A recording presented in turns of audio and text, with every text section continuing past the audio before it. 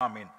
मेरे जीजो, एक बच्चे, एक खानदान था, अपने बच्चे की डेडिकेशन करवाने के बाद वो अपनी गाड़ी में घर वापस जा रहे थे और घर वापस जाते हुए वो जिस बच्चे की डेडिकेशन हुई थी तो उसका जो भाई था 5-10 साल का, वो रोना शुरू हो गया और उसके पेरेंट पूछ रहे हैं कि भाई क्या हुआ है, अभी तो ये तो खुशी का दिन है, हमने छोटे बच्चे को, अपनी बेटी को उसको डेडिकेट करवाया है और ये तो बड़ी खुशी की बात है, why are you crying, why are you so sad. और बच्चा क्या कहता है, I am sad because priest was saying that from now on they will be live with a Christian family. Aren't we not a Christian family? So बच्चे को यूं लगा कि क्रिश्चियन फैमिली कोई और है और बच्चा डेडिकेट हुआ तो वो किनके पास चला जाएगा, किसी क्रिश्चियन फैमिली के पास चला जाएगा और उसे यूं लगता था कि we are not a Christian family. So बाज़ औक़ात हम भी मसीही घरानों में मसीही पेरेंट्स के साथ पैदा होते हैं, पलते बढ़ते हैं, but we doesn't know are we Christians और नॉट। उस छोटे बच्चे की तरह जिसे पता ही नहीं था कि वो मसीही भी है कि नहीं। आज की शाम हम जब मदर्स डे पर फोकस करते हैं तो हम जिन मुल्कों से, जिन घरानों से, या बाइबल मुकद्दस के अंदर जो टाइटल, जो जॉनरा, जो जेंडर खुदा के लिए इस्तेमाल हुआ है, दैट्स मोस्टली पैट्रियार्कल, बाप का या मैस्कुलिन जो है वो इस्तेमाल हुआ है। God as a father, God as a rock, God as a provider, यानी खुदा जो है वो एक मैस्कुलिन एंटिटी के तौर पर बाइबल मुकद्दस में नजर आता है। लेकिन क्या इसका मतलब यह हुआ कि खुदा में नस्वानियत या फेमिनिज्म या फेमिनिटी नहीं है? बिल्कुल है। बाइबल मुकद्दस पैदाइश की पहली किताब जो है उसके पहले बाब की 26-27 आयत में लिखा हुआ है कि खुदा ने उनको अपनी सूरत और अपनी शबीह पर क्या किया, पैदा किया, on the image of God. And then आगे लिखता है नर और नारी उनको क्या किया, पैदा किया। इसका मतलब यह हुआ कि खुदा के जो करैक्टरिस्टिक्स हैं, खुदा की जो सिफात हैं, उसमें नर और नारी दोनों क्या हैं, मौजूद हैं। क्योंकि आज हम मदर्स डे पे बात कर रहे हैं तो बाइबल मुकद्दस हमें ऐसे ग्लिम्प्स देती है, ऐसे रेफरेंसेस मिलते हैं जिसमें खुदा अपने आप को सिर्फ बाप के तौर पर नहीं बल्कि अपने आप को मां के तौर पर भी क्या करता है, पेश करता है। मां की जो सिफ्त है, मां का जो करैक्टर है, मां की जो अंडरस्टैंडिंग है दुनिया के अंदर, उसको खुदा इस्तेमाल करता है कि किस तरह मां, जिस तरह मां का करैक्टर है उसी तरीके से खुदा भी अपने आप को पेश करता है। लेकिन इससे कबल आपने बच्चों से बड़ी चीजें सुनी, चंद एक चीजें मैं आपके सामने रखना चाहता हूं, खासतौर पर मदर्स डे के हवाले से। There are various kinds of moms in our culture. बहुत किस्म की माएँ आपको मिलेंगी और अगर आप थोड़ा सा जाएंगे AI के पास तो वो आपको एक बड़ी लंबी चौड़ी लिस्ट देता है। मैं आपके सामने सारी लिस्ट नहीं रखूंगा, you can go and find out, लेकिन चंद एक बड़ी इंटरेस्टिंग सी कैटेगरीज हैं जो उसने दी हैं, kinds of mom in a modern culture. वो किस किस्म की हैं जी? मसलन there are home makers women, जिनका सारा फोकस किस पर होता है, घर पे होता है, उनको और किसी चीज से कोई कंसर्न नहीं होता। So these are moms who are, what kind of mom they are, home makers. उसकी जो एग्जांपल है जो आज हमने रिस्पॉन्सिव रीडिंग की है वो है अमसाल की किताब और उसका 31वां बाब, बुक ऑफ प्रोवर्ब चैप्टर 31 के अंदर, जो एक लीडरशिप रोल के अंदर जो माँ की जो करैक्टरिस्टिक्स हैं, जो जिसका सारा फोकस होम मेकिंग पर है, उसको कोई गर्ज नहीं है कि बाहर क्या हो रहा है, दुनिया क्या कर रही है, कल्चर क्या कह रहा है और बाहर, no, she is always focus on home. और उसकी पूरी लिस्ट आपके सामने है जी। दूसरी जो है वो है जी वर्किंग मदर या करियर ड्रिवन मदर्स। उनके बारे में वो कहता है जी कि they are more concern about their personal grooming, personal growth, what they are getting, and they are working and providing, and they are provider compare to the home maker. एक और है जी नर्चरिंग मदर, जो जिसका सारा focus होता है कि बच्चे खान पीन बड़ा ठीक ठाक तगड़े हों, बच्चे मोटे ताजे और जनाब उन्होंने खान पीन की कमी ना आए। तो दे आर नर्चरिंग, न्यूट्रिशन के बारे में हमेशा वो क्या करते रहती हैं, सोचती रहती हैं जी। एक है जी जिनको डिसिप्लिनरी मदर्स कहा गया है, वो हर वेले बच्चों को डिसिप्लिन नहीं करदियां रहणगियां, इंज नहीं करना, उंज नहीं करना, इत्थे नहीं जाना, उत्थे नहीं जाना, मतलब they are always concern about the discipline जी। एक और कैटेगरी है जो बताई गई है जी, a mother who prioritize a specific set of values। अच्छा, एक और बड़ा इंपॉर्टेंट, बड़े अजीब नाम भी आए। एक नाम आया क्रंची मॉम। ठीक है। अ मदर, कंची कौन है जी? A mother who prioritize natural and organic products. ठीक है जी। अच्छा, एक है जी सिल्की मॉम। सिल्की मॉम कौन सी है? A mother who uses technology and convenience products to make parenting easier. एक और मॉम है जी, वो है जी स्क्रंची मॉम। ये मिक्सअप है, ये हाइब्रिड है, जो कि क्रंची और सिल्की के बीच की कोई चीज है। और वो कैसी है जी? A blend of crunchy and silky parenting style, balancing natural and convenient approaches. एक है जी हेलीकॉप्टर मॉम। ये कौन है जी? A parent who is overly involved and protective of their children's lives. जिथे नहीं मैंने लत अड़ानी सरकार अंगरों, उन्हें बच्चों ने मामला जो उथे भी की करना है, उथे भी अपने टांग अड़ा देनी है। So kind of thing, helicopter. अच्छा जी, लॉन मोवर मॉम। ये जो लॉन नहीं करते, लॉन मूव करते हैं, ये कौन है जी? A parent who actively clears obstacles out of their child's path. So जी, अब आगे लंबी चौड़ी list, I am not gonna that list. So there are kind of moms we can see here. Bible मुकद्दस की जो मॉम्स हैं, बच्चों ने बड़ा अच्छा बयान किया है कौन कौन सी माँ है। हवा, ईव, देन सैरा, फिर उसके बाद हैना है, फिर उसके बाद रबेक्का है, और उसके बाद there are various mom. Samson की माँ, जिसको कि खुदा ने मना किया तो फलाने फलाने शैन नहीं खानी। और आपको पता है प्रेगनेंसी के दिनों में माँ को सबसे ज्यादा वही चीजें खानी होती हैं जो डॉक्टरों ने क्या की होती हैं, मना की होती हैं। ठीक है जी। तो सैमसन चूंकि नजीर पैदा करना था, उसकी माँ को डिसिप्लिन किया कि ये नहीं खाना, ये नहीं पीना, ये नहीं करना, ये नहीं करना। So she obeys that. So there are various kind of biblical moms we have seen. There are a planned mom. आपको याद होगा कि मूसा की माँ युकबत, शी डिफाइस, उसने लड़के को जिंदा रखा और फिर उसके पास प्लान था कि उसे क्या कर देगी, पानी में बहा देगी। ठीक है जी। So these are biblical moms who came with a plan, who were disciplined and who were tenacious moms, जिनको पता था कि they are raising, जैसे सैमुअल की माँ है, सैमुअल की माँ who kept her promise, उसने कहा मैं वादा किया मैं बच्चे को क्या करूंगी, दे के जाऊंगी। एंड क्या हुआ, 4 साल के बाद बच्चे का दूध छुड़ाया गया and she brought Samuel to the temple. So हमें ये सारी माएँ जो हैं ये हमें नजर आती हैं जी। बट देयर आर अनदर जो है एक और रेशियो मेरे सामने आया, वो था जी जिस कंट्री में हम रहते हैं, अमेरिका के अंदर, इस मुल्क के अंदर आप हैरान होंगे कि सिंगल मॉम्स की तादाद बहुत ज्यादा है। सिंगल मॉम्स का जो रेशियो है दैट इज 21%। 21% का मतलब क्या हुआ, इस मुल्क के अंदर 7.3 मिलियन, कितनी जी, 7.3 million are single moms in this country, जिनमें सबसे टॉप पे, I don't want to be a ratio, तो मैं किसी खास रेस का नाम नहीं लेना चाहता, लेकिन अगर आप जाएंगे these are all data available. मैं सबसे जो निचला है फिलहाल, जो सबसे नीचे वाला, ऊपर की बात छोड़ें फिलहाल, जो सबसे नीचे वाला है, आपके ख्याल में कौन सी एथनिसिटी दौड़ लगा रही होगी सबसे नीचे ऊपर जाने में? Asians. And how much they are right now? तकरीबन 8% है जो एशियन हैं जो इस दौड़ में क्या हो रहे हैं, शामिल हो रहे हैं। They become independent, single handed, और जनाब वो बच्चों को अकेला पालेंगी।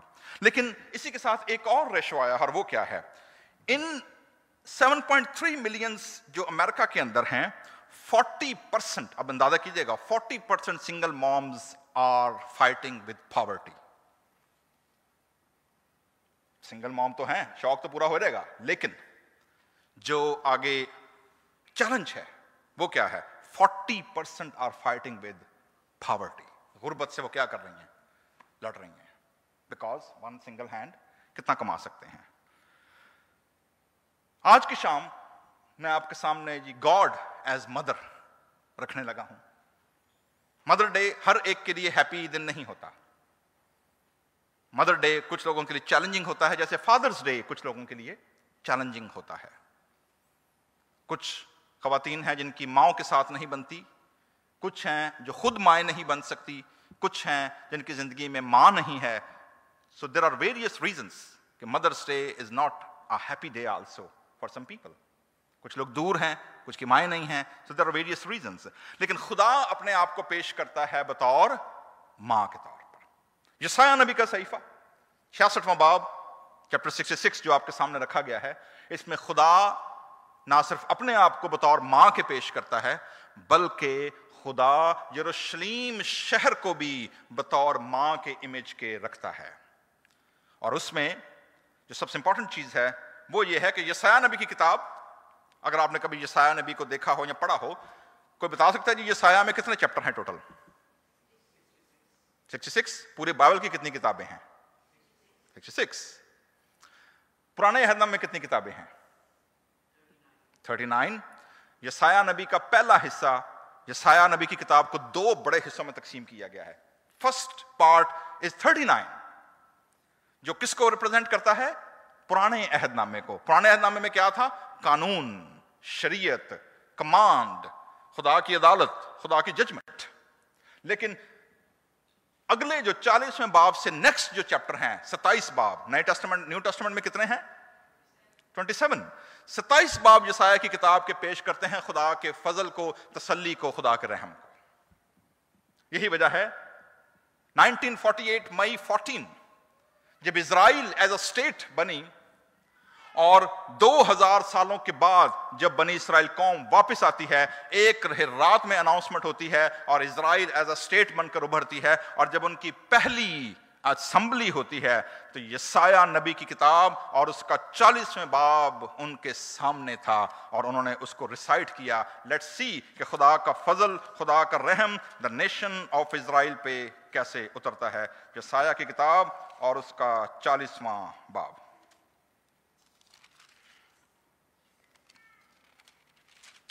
लिखा है जी, तसल्ली दो तुम मेरे लोगों को, तसल्ली दो। तुम्हारा खुदा फरमाता है, यरूशलेम को दिलासा दो और उससे पुकार कर कहो कि उसकी मुसीबत के दिन जो जंगो जदल के थे गुजर गए। अदालत, जजमेंट खत्म हो गई। खुदा का रहम, खुदा का तरस, खुदा का फजल जारी हो चुका है। तसल्ली दो तुम मेरे लोगों को, क्या दो? तसल्ली दो जी, शांति दो उनको।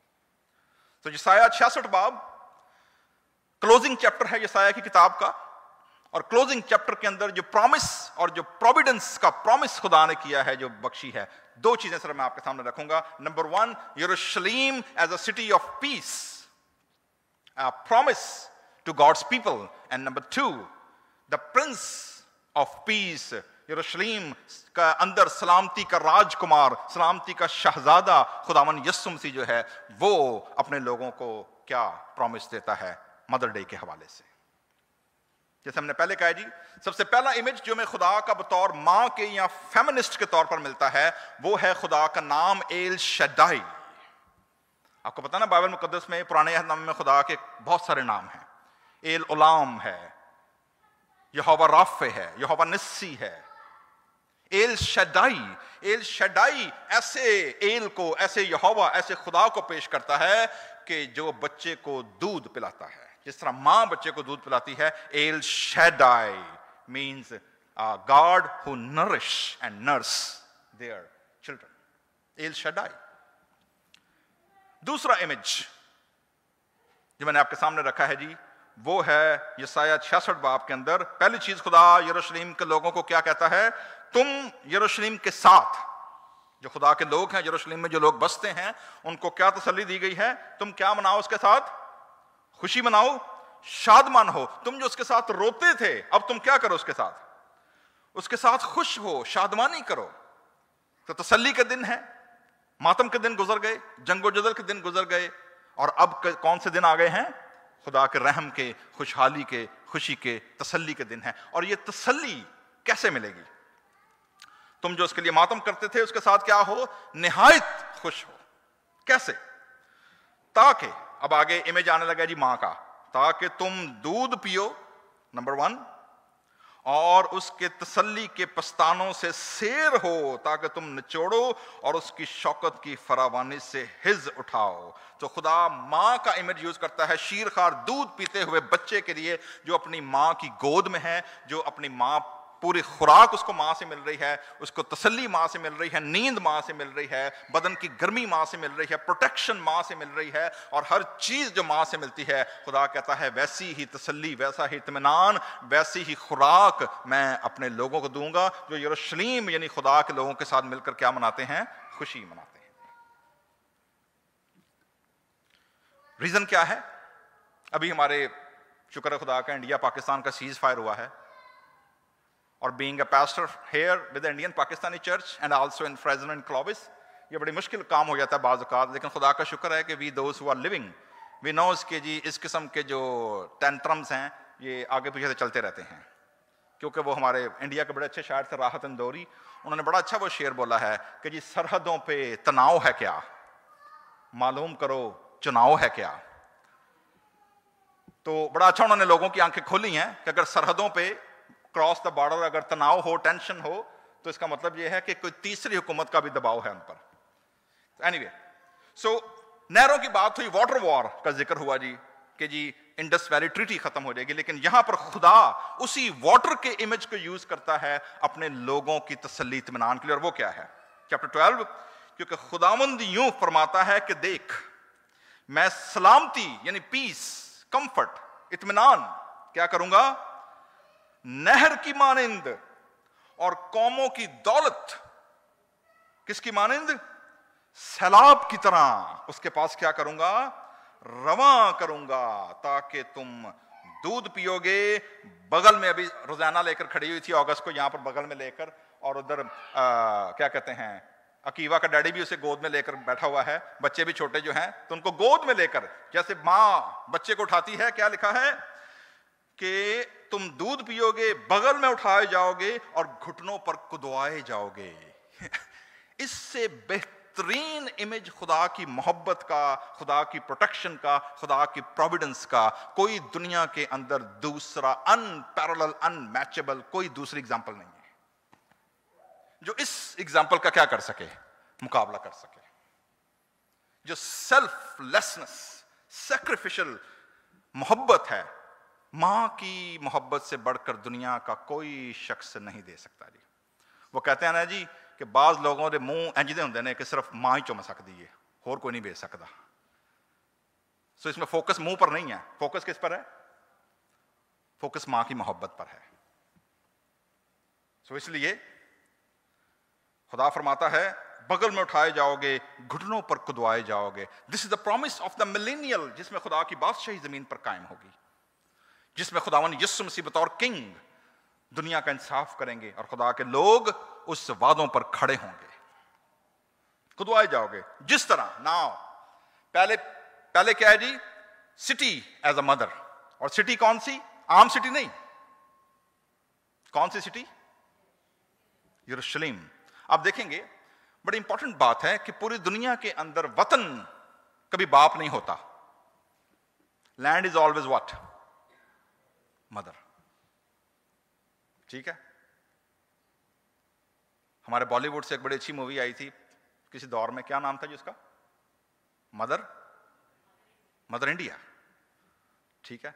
सो लैंड हमेशा मादर वतन या धरती मां या जमीन को हमेशा किससे तशबीह दी गई है? मां से तशबीह दी गई है, बाप नहीं कहा गया। सो खुदा फरमाता है जी, तो पहली चीज नेशन, लैंड, जमीन, वतन किसकी तरह? मां की तरह। ईमानदारों के लिए जो सिटी है, जो नेशन है, जो लैंड है, वो क्या है? वो यरूशलेम है। फिजिकल यरूशलेम की बात नहीं मैं कर रहा, याद रखिएगा। खुदा जब यहां यरूशलेम की बात कर रहा है तो किसकी बात कर रहा है? वो शहर जिसका प्रॉमिस किसने किया है? खुदा ने। कहीं 1000 साल किंगडम का कॉन्सेप्ट दिया गया है। तो पहली चीज city as a mother, second चीज गॉड एज अ मदर। और वो क्या है जी? 12वीं आयत, जिस तरह मां अपने बेटे को दिलासा देती है। क्या देती है जी? शांति, दिलासा। बच्चा जैसे ही रोता बिलखता किसी भी बात से हो, जैसे ही मां की गोद में आता है वो क्या हो जाता है? शांत हो जाता है। जिस तरह मां क्या करती है जी? क्या करती है? अपने बेटे को दिलासा, शांति देती है। उसी तरह मैं, खुदा फरमाता है, मां बनकर अपने लोगों को क्या दूंगा?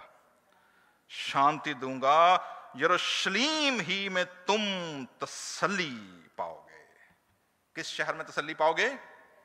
जो खुदा का शहर है। यरूशलेम का मतलब है जी सिटी ऑफ पीस। लेकिन इसी इमेज को खुदा एक और अंदाज से पेश करता है, नेगेटिव फॉर्म के अंदर। वो क्या है? आइज़ाया 49, इसी के अंदर, इसी मदरहुड के इमेज को देखिएगा। आइज़ाया 49 और उसकी 14वीं आयत, वर्स 14। यशायाह नबी का सहीफा 49 बाब वर्स 14। यरूशलेम और सिय्योन एक ही शहर का नाम है जी, एक ही जगह का नाम है। तो क्या है जी? लेकिन सिय्योन कहती है यहोवा ने मुझे तर्क किया है और खुदावंद मुझे भूल गया है जी। लगता है ना कभी कभी जिवें सानू भी इंज लगता है कि खुदा हमें क्या कर चुका है? भूल चुका है जी। जब इमिग्रेशन ना हो रही हो, फीस के लिए पैसे ना हो, केस अटक जाए, नौकरी ना हो, घर के अंदर रिलेशनशिप प्रॉब्लम चल रही हो, फाइनेंशियल चैलेंजेस हो, बीमारियां आकर घेर लें और चैलेंजेस हमारे सामने आ रहे हैं किसी भी तरह के, और फिर हमें क्या लगता है कि खुदा हमें क्या कर गया है? भूल गया जी। खुदा हमें छोड़ चुका है। God is no more with us. और ये हालात आम सी बात है, किसी पर भी आ सकते हैं। यीशु मसीह पर भी आए थे। इसीलिए ज़बूर 22 की आयत कोड की सलीब पर लटके हुए, ऐ मेरे खुदा तूने मुझे क्यों छोड़ दिया? तू मेरी फरियाद और मेरे आहो नाला से क्यों दूर रहता है? मैं पुकारता हूं और तू मुझे जवाब नहीं देता। यानी तू कॉल का जवाब भी नहीं दे रहा, टेक्स्ट मैसेज भी नहीं आ रहा, तूने मुझे घोस्ट कर दिया है। सिय्योन कहती है यहोवा ने मुझे क्या कर दिया है? तर्क किया है, खुदावंद मुझे भूल गया है। अब आपने जवाब देना है जी। 2 सवाल किए खुदा ने यहां पर, आपने जवाब देना मुझे उसका। क्या यह मुमकिन है कि कोई मां अपने दूध पीते बच्चे को भूल जाए? भूल सकती है? भाई आसिफ कह रहे हैं जी हाँ जी भूल सकती है। मदर्स, इधर लोग, तो क्या ये वैसे रिटोरिकल सवाल है, इसका असल बात अभी आगे आएगी, लेकिन इसका लॉजिकल आंसर क्या है?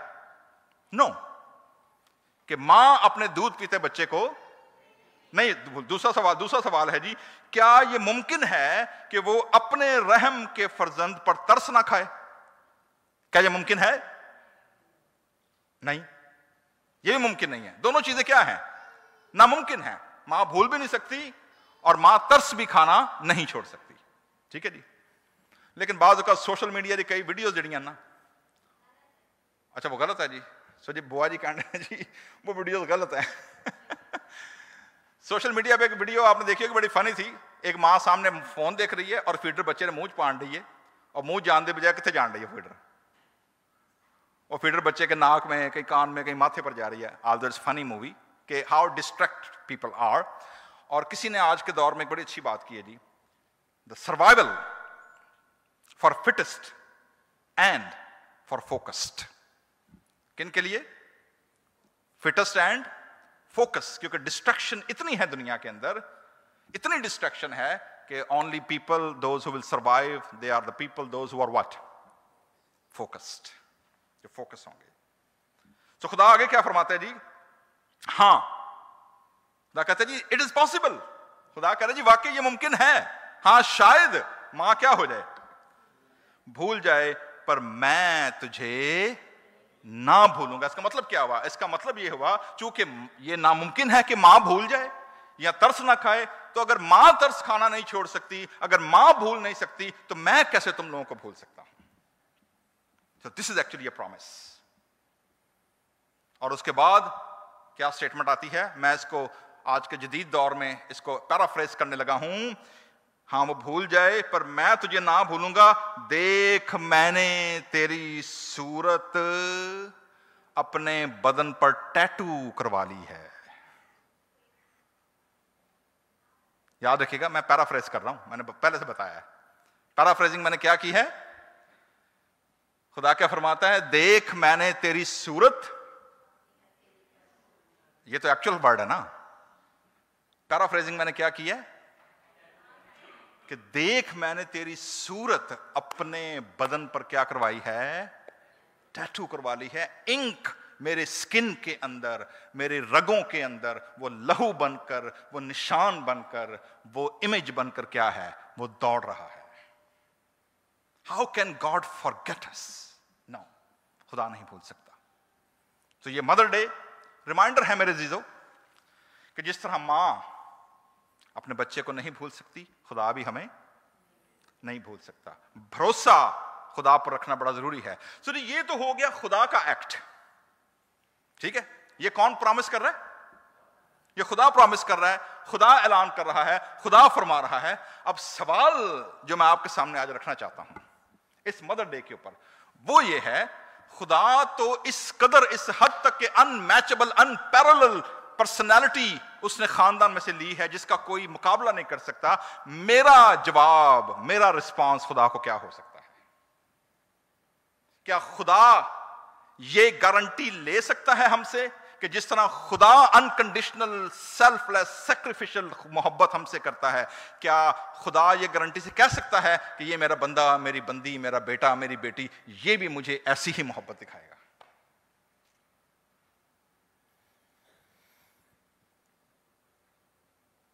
कौन गारंटी दे सकता है ऐसी? मैं तो नहीं दे सकता, to be very honest. Being a human in a flesh, living in this broken, brutal world, इतनी बड़ी गारंटी मैं खुदा को नहीं दे सकता। कोई इंसान दे सकता है? No. इसलिए खुदा ने इंतजाम किया, क्योंकि इंसानों के बस की बात नहीं है ये। इसलिए खुदा को खुद नीचे जमीन पर क्या करना पड़ा? आना पड़ा। और जब आया इस तवक्को के साथ, इस उम्मीद के साथ कि जो मोहब्बत मैंने दिखाई है मुझे भी वैसे ही सामने से क्या मिलेगी, लेकिन ऐसा नहीं हुआ।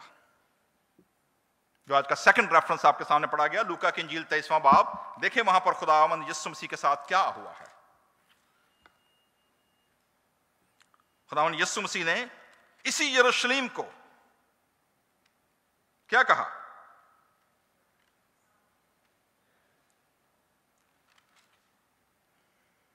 यीशु मसीह ने कहा जी, जब यीशु मसीह शहाना दाखिले के साथ एंटर हुए हैं, पब्लिक नारे लगा रही है और यीशु मसीह रो रहे हैं। क्यों रो रहे हैं यीशु मसीह?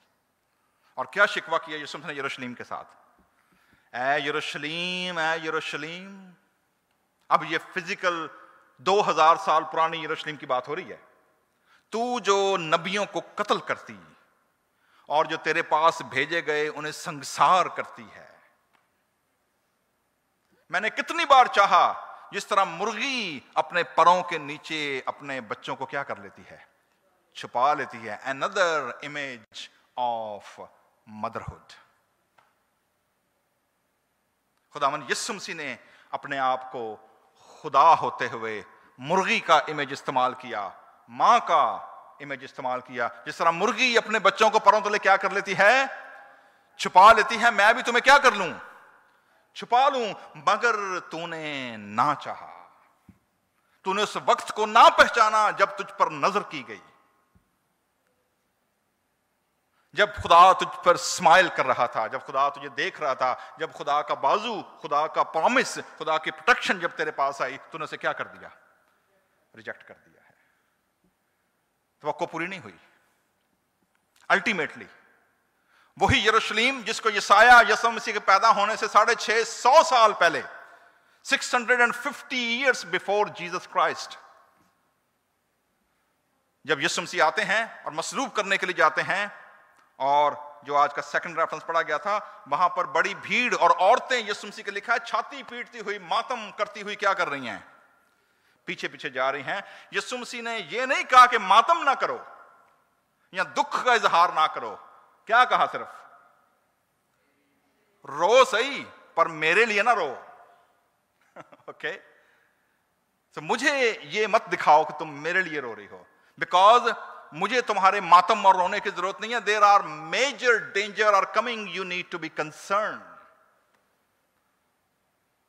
You should be mourn, but not for me, don't weep for me. किसके लिए रो? सुनिएगा जी आगे। नंबर 1, ऐ यरूशलेम की बेटियों, मेरे लिए ना रो, बल्कि पहला तो किदे लिए रो, पहला अपने लिए बरलाप पाओ, पहला अपने ते वैन करो, पहला अपने ते वैन करो, पहले अपने पर दुखों का इजहार करो कि तुमने उस जनरेशन को जन्म दिया है, तुमने बच्चे सही रेज नहीं किए, तुम्हारा जो प्राइमरी पर्पस था तुमने वो पूरा नहीं किया, तुमने खुदा की मोहब्बत को पूरा नहीं किया। And you need to weep first for yourself, for your sins. अपने लिए रो। और फिर नेक्स्ट लेवल क्या है, किसके लिए रो? अपने बच्चों के लिए रो, उस जनरेशन के लिए रो जिनको दफनाने वाला कोई ना मिलेगा, जिनको बचाने वाला कोई ना मिलेगा, जिनको पूछने वाला कोई ना मिलेगा। मदर्स डे मनाना, सेलिब्रेट करना अच्छी बात है, लेकिन क्या सिर्फ बच्चा पैदा कर देना मदर बना देता है? नो, बच्चे पैदा तो जानवर भी कर देते हैं। उनको पालना कैसे है, उनको रेज कैसे करना है, गॉड फियरिंग जनरेशन कैसे रेज करनी है, that is the biggest challenge of motherhood. और खुदावन यीशु मसीह उसी जानब इशारा कर रहे हैं, अपने लिए रो because you failed, and number 2 किसके लिए रो? अपने बच्चों के लिए रो, क्योंकि वो दिन आते हैं। यीशु मसीह ने 40 साल पहले पेशगोई कर दी, भविष्यवाणी 40 साल पहले कर दी, क्योंकि यीशु मसीह के आसमान पर जाने के ठीक 40 साल के बाद 70 CE कॉमन एरा के अंदर, जब रोमियो ने यरूशलेम को शहर से ईंट बजा दी, तबाह बर्बाद कर दिया, वो दिन आते हैं जिनमें कहेंगे लो जी, बैरन्स आर ब्लेस्ड। कभी सुना आपने कि बांझ औरत को मुबारकबाद दो? यहां पर यीशु मसीह क्या कह रहे हैं? ये कॉमन फ्रेज बनेगी कि ब्लेस्ड आर द बैरन्स। क्यों? वो दिन आते हैं, कहेंगे मुबारक हैं वो बांझे और वो पेट जो ना जने, जिन्होंने पैदाइश का दुख बर्दाश्त नहीं किया, मुबारक है वो। क्यों? रीजन क्या है, आगे आएगा जी। और वो छातियां जिन्होंने दूध ना पिलाया, जिन्होंने नर्सिंग नहीं की, वो मुबारक होंगी, because they are saving themselves from the pain. कौन सी पेन की बात हो रही है? उस वक्त वो पहाड़ों से कहेंगे हम पर क्या करो, गिर पड़ो, और टीलों से कहेंगे हमें क्या कर लो, छुपा लो। क्यों? क्योंकि जो तबाही और बर्बादी और कत्लो गारतगरी और मातम और आहो नाला, और जिस कोई उम्र का लिहाज नहीं होगा, कोई जेंडर का लिहाज नहीं होगा, जब फौजें हमला करेंगी वो तुम्हारे बच्चों को हवा में फेंकेंगे और नीचे नेज़े लटका देंगे।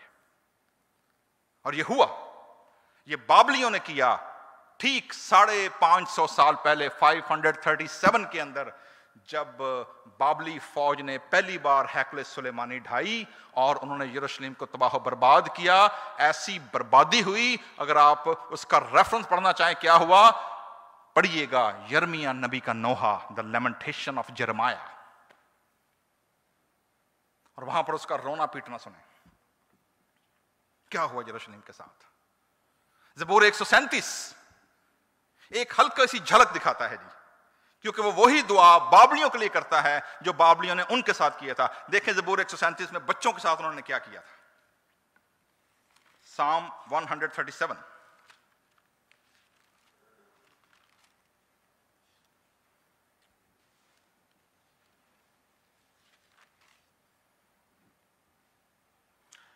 वर्स 7 नहीं बल्कि मैं 8वीं और 9वीं आयत पढ़ने लगा हूं जी। बाबलियों ने क्या किया इनके साथ, और ये क्या दुआ करते हैं बाबलियों के लिए। ऐ बाबल की बेटी जो हलाक होने वाली है, वो मुबारक होगा जो तुझे उस सलूक का जो तूने हमसे किया बदला देगा। ओके, बदला मांग रहे हैं खुदा से, और उसको मुबारक कहना जो तेरे साथ भी वैसे ही करेगा। और क्या करेगा? इन्होंने क्या किया था बच्चों के साथ? 9वीं आयत क्या कह रही है? वो मुबारक होगा जो तेरे बच्चों को लेकर चट्टान पर क्या करेगा, यानी दूध पीते बच्चे को उठाकर और उसको स्मैश किया पत्थर के साथ। That's what Babylonian did, that's what Romans did. और आज की मौजूदा तारीख के अंदर आप देखेंगे कि जो हॉलोकॉस्ट है, हॉलोकॉस्ट की हिस्ट्री है जर्मनी के अंदर, और खुदावन यीशु मसीह के दौर में जब हेरोदिस बादशाह ने कहा था 2-2 साल की उम्र के बच्चों को क्या कर दो, काट दो।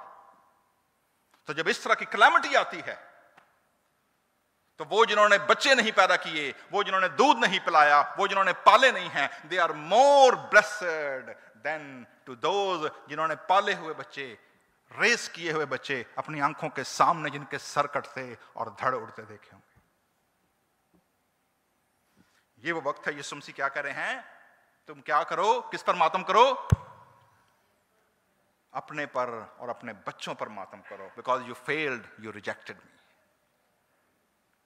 हरे दरख्त के साथ कहते हैं मेरा कोई कसूर नहीं है, Christ now he is at the green tree, कि जब मेरे जैसे शख्स के साथ जो कि हरा दरख्त है, उसके साथ अगर ये किया है, तो तुम जो सूखे दरख्त हो, स्पिरिचुअली ब्लाइंड, स्पिरिचुअली ड्राई, तुम्हारे अंदर किसी किस्म का कोई खौफ नहीं है, कोई खुदा की बिनाई नहीं है, कोई दानाई नहीं है, कोई हिकमत नहीं है, तो तुम्हारे साथ क्या नहीं करेंगे वो।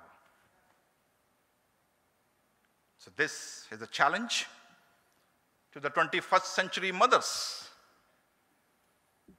Are we godly moms? Are we homemakers mom, homefakers moms? Or are we home breakers mom, ungodly moms, culturally influenced mom, or biblically feared mom? So this is the challenge to the Mother's Day.